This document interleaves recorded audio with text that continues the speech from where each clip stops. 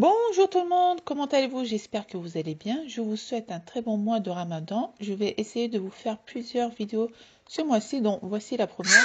C'est une sorte de pâte feuilletée fourrée à la viande hachée et au fromage. Et Maëlys, enfin Léna vous fait un petit coucou.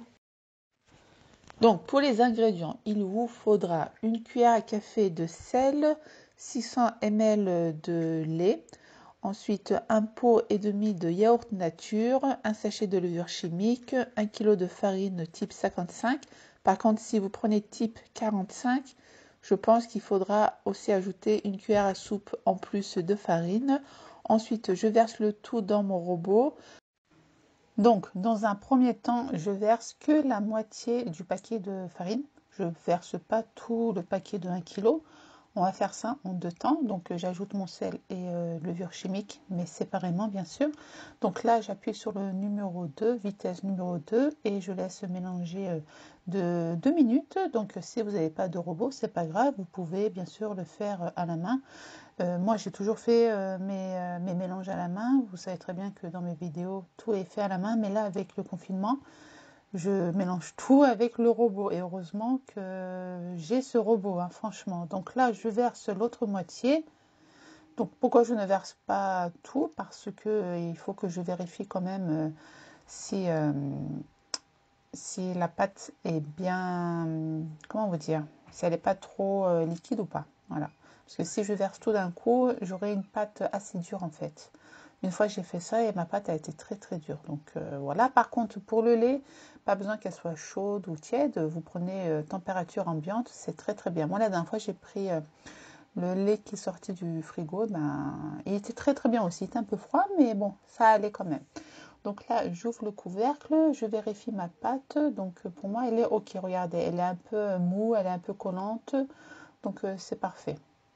Donc surtout vérifiez bien si vous prenez farine type 55, non type 45, pardon, peut-être il faut ajouter une cuillère à soupe de farine en plus. Donc là, je vérifie bien, ça ne colle pas trop. Donc si vous voyez que ça colle beaucoup, vous prenez un petit peu d'eau pour décoller la pâte du saladier.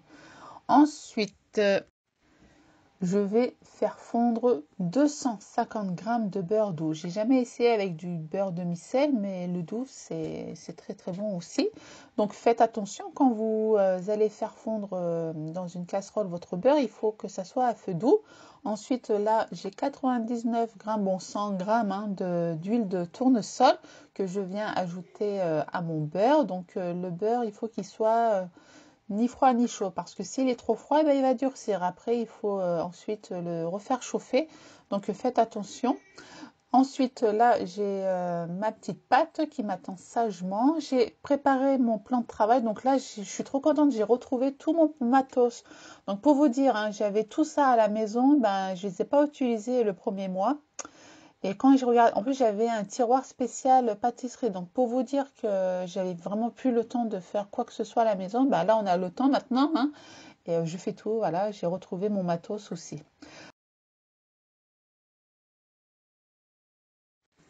Alors dans un premier temps, je viens verser ma pâte sur mon plan de travail. Donc il faut bien fariner votre plan de travail car la pâte, elle est toujours aussi collante. Donc là, je mets de ma petite spatule. Franchement, ça aide très très bien, même pour couper après, c'est nickel. Et là, je viens décoller ma pâte de mon saladier et ensuite, je viens travailler avec ma pâte. Donc regardez, je mets vraiment la dose de farine car ça collait très très bien. Et là, vous allez faire un petit genre de boudin. Et ensuite, vous allez venir couper en petites parties la pâte. Donc normalement, vous pouvez faire soit des petits pâtes feuilletées farcies, soit des grands. Donc moi, j'ai opté pour des grands. Et j'ai coupé, il me semble, 10 parts. Au début, j'en ai fait 9. Je ne sais pas pourquoi. Je pensais que j'en avais fait 8. Mais en fait, j'en ai fait 9. Et du coup, bah, j'ai repris quelques pâtes, quelques morceaux de pâtes des autres pâtes que j'avais déjà coupées et pour former une autre boule. Tout simplement. Donc là, je viens faire des petits mouvements avec mes petits doigts pour faire une sorte de petite boule. Par contre, il faut bien aussi fariner votre plan de travail. Donc là, j'ai pris un set de table. Voilà. Et ensuite, vous allez fermer avec un torchon pour qu'il puisse bien se reposer. Certaines personnes ajoute, vous savez, de l'huile de tournesol dans leur préparation pour la pâte. Moi, j'en ai pas ajouté parce que voilà, c'est déjà voilà, costaud en cholestérol. Donc voilà, moi, j'en ai pas ajouté. Donc là, ensuite, je viens faire mes petits cercles. Donc oui, ma table, elle bouge énormément. J'ai acheté une autre table, hein, mais bon, cette table, je la garde quand même pour faire des activités avec la maison. Après, je suis partie même la réparer à un moment donné. Je me suis dit, bon, pourquoi elle bouge cette table là? C'est pas possible. Donc là, je m'arrête, regardez. Mais grâce au bon plan de Glam Chic, je ne sais pas si vous avez vu mon dernier vlog, je vous avais montré ma table blanche qui s'agrandit. Mais bon, franchement, je ne l'ai pas encore agrandie. Donc là, pour l'instant, j'utilise la table marron. Bon, bref, on parle de table, n'importe quoi. Bon, parce que vous allez me poser la question, vous allez dire, ben non, regarde ta table, elle bouge, comment ça se fait? Je sais, j'ai des commentaires comme ça. Donc regardez, la pâte, elle s'étire très très bien et vous pouvez utiliser un genre de baklava. Moi, j'ai pris un rouleau à pâtissier. J'aime bien ce rouleau à pâtissier. Je l'avais acheté chez Action, je pense, il y a tant d'années. Et il est toujours aussi bien. Mais c'est pas besoin d'étirer la table jusqu'à obtenir une pâte très très fine, hein. Non, non, ne vous inquiétez pas. Donc là, je prends un autre set à plateau parce que set de table, pardon, parce que il faut pas que je mette de l'huile aussi dans mon, comment ça s'appelle, dans mon, où il y a, bon bref, vous m'avez comprise. Donc là, du coup, regardez, je suis en train de mettre du beurre sur toute la pâte, mais il faut vraiment qu'il y ait du beurre partout, hein. Si vous oubliez un petit coin, ben, il va durcir, il sera dur, quoi. Donc faites attention. Si vous avez pas de pinceau, vous pouvez faire ça avec le doigt, hein, il n'y a pas de souci. Mais c'est bien si vous avez un petit pinceau, c'est plus hygiénique. Ensuite, là, j'ouvre ma deuxième pâte pour former un cercle. Donc regardez, je suis en train de galérer parce que j'ai pas mis assez de farine. Donc mettez beaucoup de farine en dessous, c'est pas grave. La farine, elle va partir elle va s'intégrer dans la pâte. Donc ne vous inquiétez pas. Donc oui, je fais même des petits gestes avec mes petites mains parce que j'arrivais plus à ouvrir la pâte, ça collait très très bien. Donc là, deuxième partie, je viens verser encore du beurre. En fait, dans toute la pâte, vous allez verser que du beurre, quoi. C'est pour ça que après vous allez obtenir un sort de pâte feuilletée. Franchement, franchement, essayez cette recette, vous m'en direz des nouvelles. En ce moment sur YouTube, beaucoup de personnes font ces recettes sur YouTube. Franchement, vous avez plusieurs styles de techniques, de formes. Certaines personnes le font sans farce. Certaines personnes le font avec épinards, fromage, ou sinon avec viande hachée, pommes de terre. Vous allez voir, vous faites comme vous voulez. Donc regardez, vous avez vu, j'ai plié et ensuite j'ai encore badigeonner ma pâte de beurre. Donc là, je plie et je badigeonne encore. Voilà, j'oublie rien du tout, quoi. Donc, comme je disais juste avant, pour les personnes qui ont du cholestérol, franchement, je vous conseille d'en manger juste une petite part, hein. Voilà, donc ensuite, je prends ma petite pâte, je la mets au milieu. Voilà, et ensuite, je reviens badigeonner ma pâte de beurre.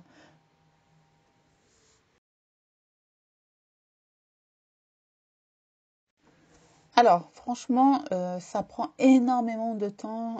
J'ai mis toute l'après-midi à faire mes petites farces. Donc, si vous voulez, vous pouvez préparer la pâte la veille et la mettre au réfrigérateur. Franchement, je vous conseille ça si vous n'avez pas le temps. Mais si vous faites ça dans la journée, voilà, c'est pas grave. Vous préparez vos petites pâtes comme ceci et vous le posez dans un petit plat et vous le laissez à l'air libre, enfin, avec un torchon par-dessus, bien sûr, pendant 1 heure, le temps que vous préparez votre farce, etc.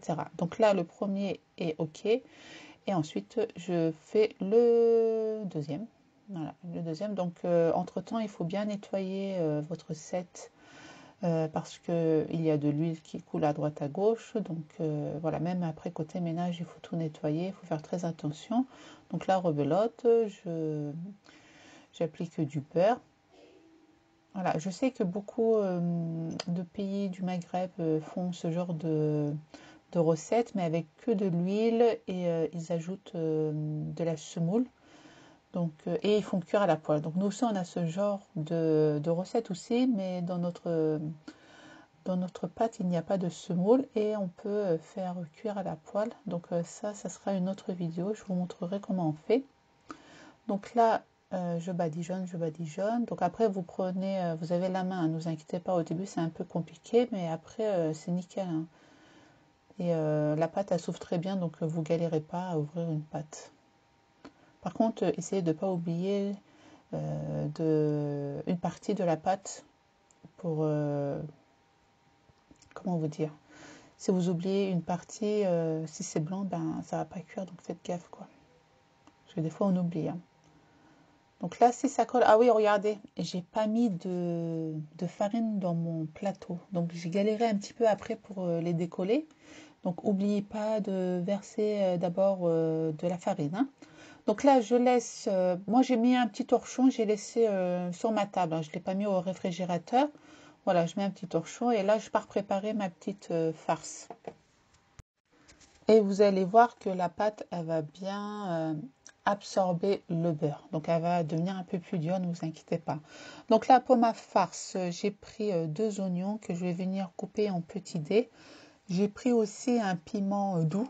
Donc, vous savez, c'est les piments qu'on retrouve dans nos épiceries turques. Ou sinon, vous pouvez utiliser des poivrons ou autre chose, hein. Vous pouvez même mettre, si vous voulez, des légumes, hein, comme courgettes, carottes, si vous voulez.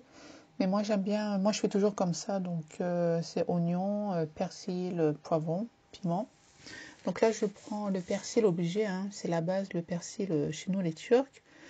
Et ensuite je viens verser un filet d'huile de tournesol, vous pouvez l'huile d'olive si vous voulez, ou l'huile de cacahuète, de noisette, c'est comme tu veux.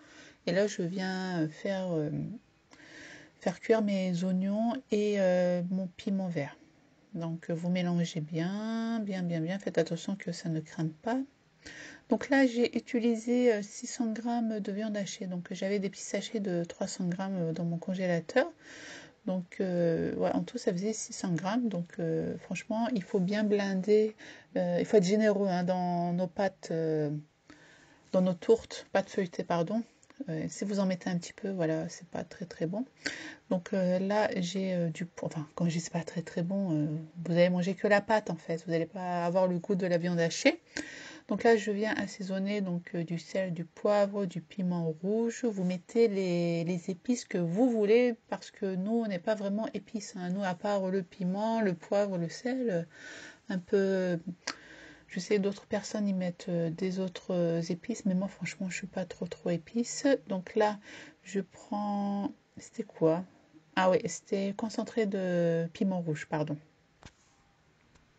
Donc si vous n'en avez pas, c'est pas grave, vous prenez concentré de tomate. Voilà. Vous prenez que ça. Moi, je mets les deux, hein. Je mets une petite cuillère à café, pas à soupe, hein, à cuillère. Une cuillère à café. Donc ensuite, je vais inverser un petit peu d'eau parce que sinon la sauce, enfin le concentré de tomate et de piment ne va pas aller dans toute ma viande hachée. Donc là, j'accélère, je mélange très très bien. Par contre, il ne faut pas laisser mijoter, hein. Vous laissez cuire allez, 5-10 minutes et après, voilà, vous éteignez le feu, hein, parce que après ça va cuire dans le four, donc c'est nickel. Et à la fin, je viens verser mon persil. Voilà, c'est tout simple.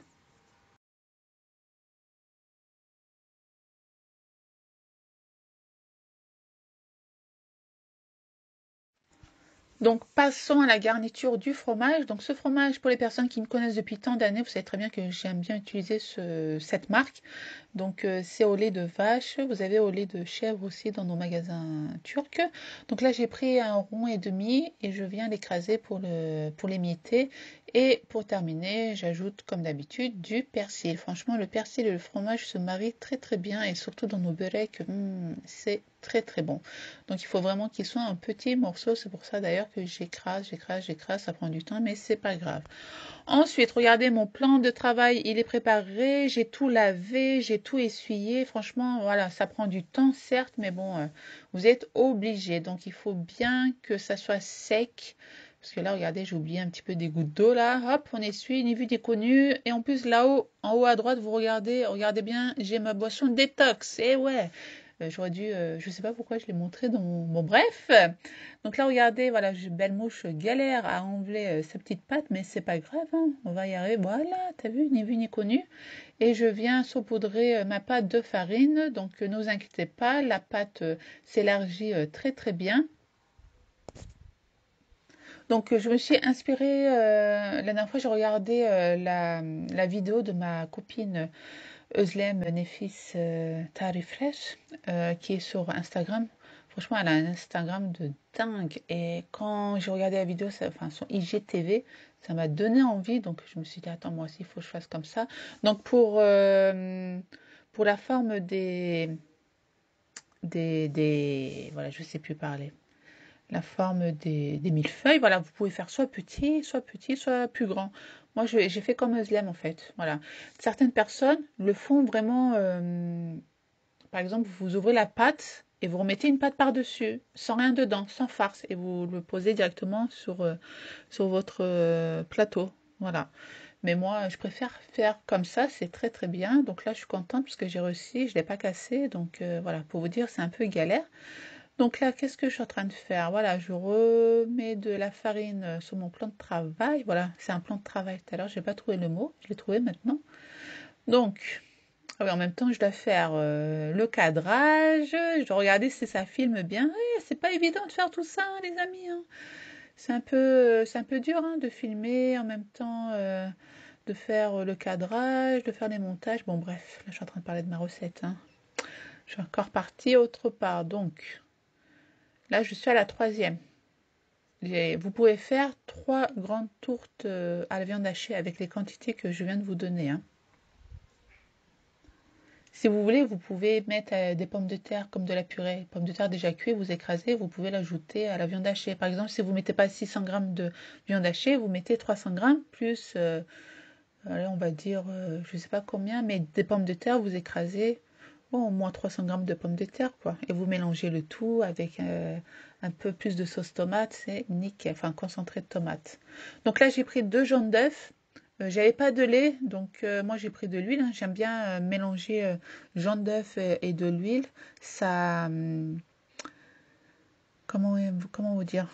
Ça brille un peu plus après la pâte. Voilà. Donc certaines personnes mettent du lait ou certaines personnes mettent rien du tout. Voilà. Mais là c'est pour bien avoir plus de jaune d'œuf. Donc regardez, la pâte elle a bougé. Donc hop, je referme le tout. Tout est égal. Tout est égaux et là je viens badigeonner de jaune d'œuf ma pâte. Voilà, si vous voulez, vous pouvez ajouter des graines. Graines de sésame, graines de nigel.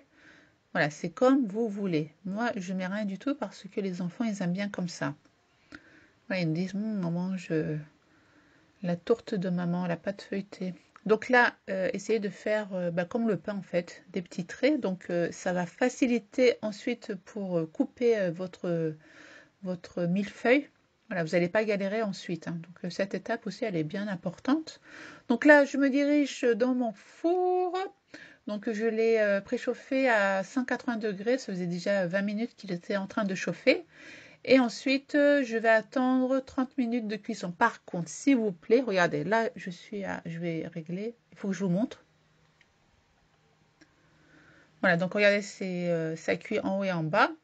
Et il vous faut 180 degrés, 25 voire 30 minutes. Donc il faut vraiment bien surveiller la cuisson parce que tout le monde n'a pas le même four. Et certaines personnes parfois on me dit Belma, ça n'a pas fait comme toi parce que voilà, il faut vraiment vérifier. Si moi je vous dis 25, vous peut-être c'est 30. Vous voyez ce que je veux dire ou pas? Donc là maintenant, je viens verser le fromage. Voilà, donc du coup j'ai versé la moitié de mon bol, hein. Voilà. Après, vous allez voir, c'est très très facile. Vous allez faire ça en 2-2. Hop, hop. Voilà, vous avez vu, c'est vite fait et bien fait, hein. Voilà. Donc celui-ci, c'était le dernier que j'avais oublié. Donc il est un peu plus petit, c'est normal, hein. Voilà. Donc, donc là, regardez, j'ai pris un set de table. j'ai pris papier de cuisson et je l'ai mis dessus. Si vous mettez sur votre table, ça va être très très dur à le décoller et le mettre dans votre plaque de cuisson. Après, si vous avez deux plaques de cuisson, c'est très bien, vous le mettez directement dans le deuxième plaque de cuisson. Mais moi, j'en ai qu'un seul, donc je le mets, je fais une petite technique. Ah oui, pourquoi là, je suis venue deux fois? Parce que la première fois, bah, ça n'a pas trop cuit. Il fallait que j'attende encore 8 minutes. Donc c'est pour ça que je vous dis, vérifiez bien la cuisson. Donc heureusement j'ai vu, hein, sinon ça allait être pas cuit, la pâte allait pas être cuite. Donc là j'ai attendu 5 minutes et ensuite je l'ai posé dans un grand plat comme ceci avec l'aide de mes deux spatules. Ensuite je prends un petit comment ça s'appelle? Celui-ci je l'avais acheté chez Action, ce petit plat en bois. Donc voilà, regardez la technique, la belle mouche la mouche, chip-chac, voilà, t'as vu? Voilà, c'est pas compliqué. Yeah, ça aussi j'ai acheté chez Action. Oh, Action, ça nous manque, hein. Je devais acheter des sacs de congélation, là. Mon mari, il est parti chez Leclerc, il a payé, laisse tomber, quoi. Ah, comme quoi, Action, c'est pas cher, hein. Donc, regardez l'intérieur. Donc, normalement, il fallait que j'attende, mais bon, voilà. J'avais attendu 20 minutes déjà. Parce que, pourquoi je dis, je devais attendre? Parce qu'après, la pâte se détend, en fait. Vu que la pâte refroidit, la pâte, on la voit bien étage par étage. Donc celui-ci, c'est au fromage. Ils sont sortis aussi du four. Vous avez vu les traits qu'on a fait? Voilà, c'est pour ça que je vous dis de bien faire les traits. Comme ça, on peut bien couper par la suite. Donc celui-ci, c'est au fromage. C'est mon préféré. J'aime trop le fromage. Oh là là. Oh, regardez. Vous avez vu, c'est vraiment une sorte de pâte feuilletée, quoi. Vous faites ça au petit-déj.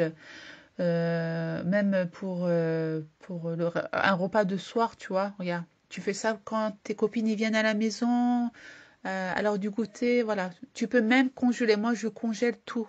Quand je sais que je vais recevoir, ben je décongèle et après je mets, allez, même pas 10 minutes au four et c'est nickel. Voilà, franchement, essayez et vous me direz comme d'habitude. Je vous mets mon compte Instagram, vous pourrez partager mes vidéos. Donc un petit pouce bleu si ça vous a plu, ça me motivera à vous faire plein de vidéos pendant cette période de Ramadan.